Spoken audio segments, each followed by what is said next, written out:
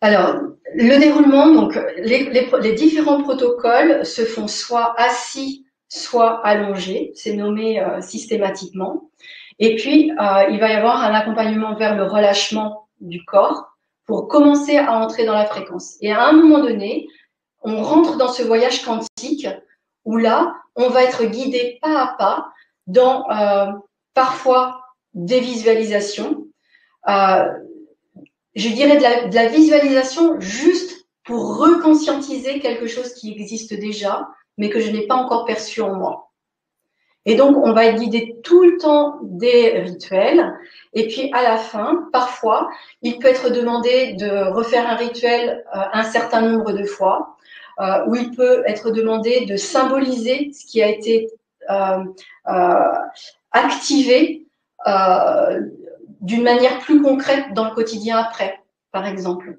Mais tous les rituels sont guidés tout au long du voyage quantique que l'on fait, en fait. Et je dis voyage quantique parce que vraiment, on rentre dans une autre perception, dans une autre dimension fréquentielle, alors euh, qui est sollicitante d'un point de vue cellulaire. Donc, je peux me sentir un petit peu fatiguée après un rituel ou au contraire dynamisée après un rituel.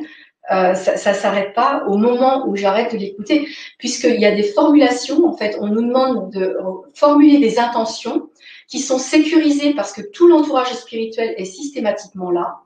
Mais dans cette formulation d'intention, je lance des lignes de force pour mon futur.